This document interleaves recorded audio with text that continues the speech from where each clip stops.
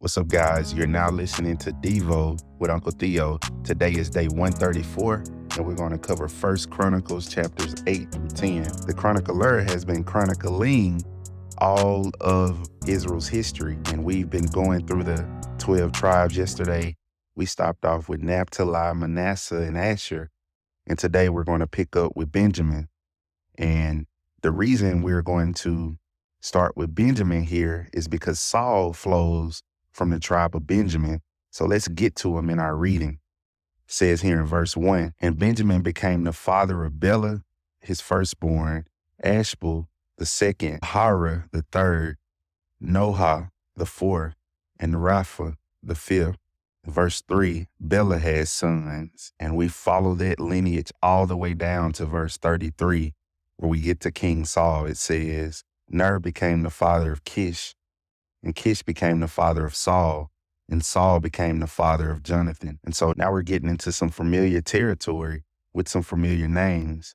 We all remember Saul was appointed king because the people wanted a king like the other nations, and God used Saul to teach the people as a foil to David because he was going to raise up his true king. We also see the name Jonathan here, who is Saul's firstborn, and he's also known as David's best friend, and that lineage flows on throughout the rest of chapter 8.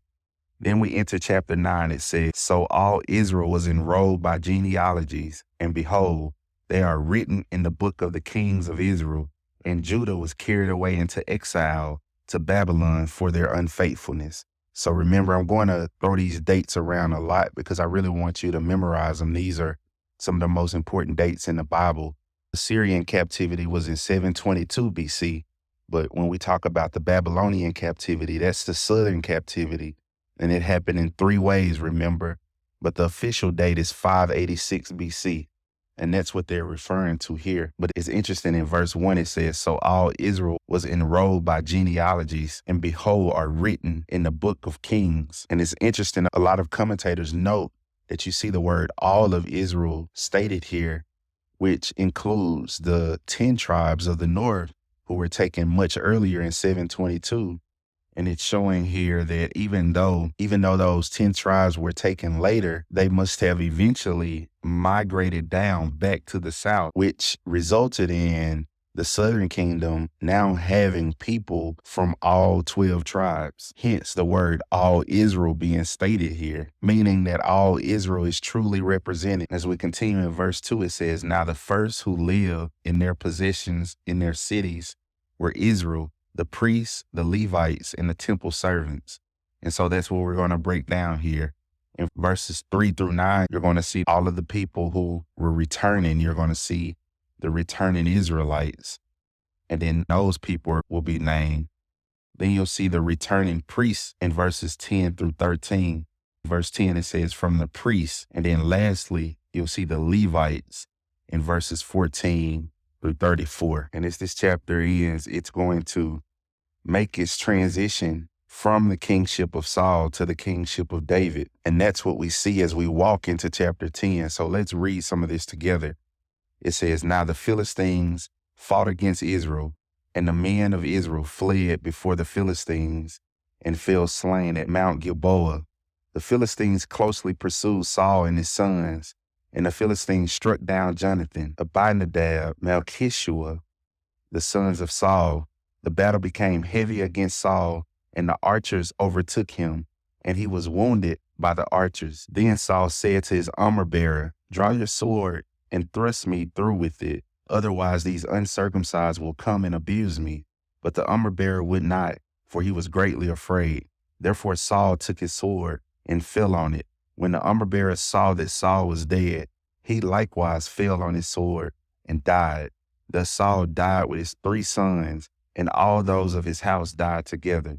When all the men of Israel who were in the valley saw that they had fled, and that Saul and his sons were dead, they forsook the cities and fled, and the Philistines came and lived in them.